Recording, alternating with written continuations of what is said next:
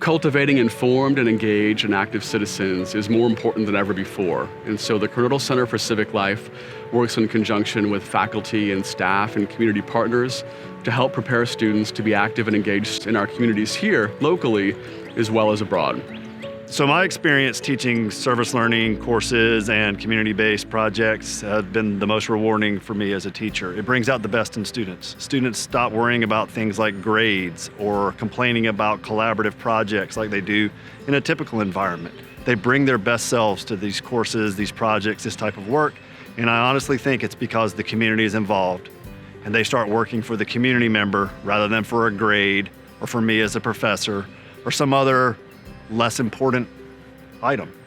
When I came into academic service learning, it felt intimidating because not only are you managing kind of the day-to-day work of your course, but you're also managing the connections to the site and managing your students' connection to the site. In the first or second year, things will be tricky and they might go a little bit awry.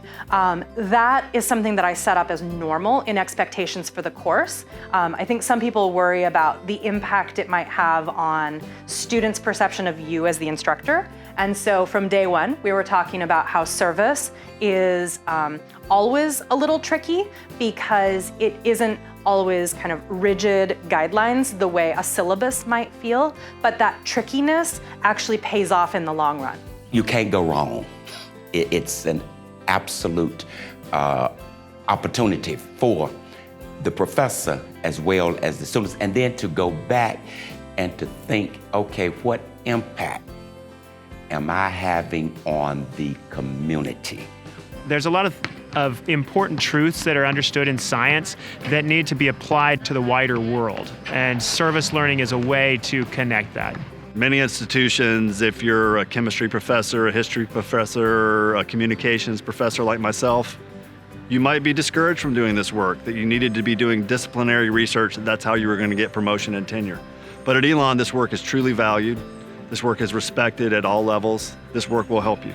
So for students, a course that has ELR associated with it is important. Students need 2 of them.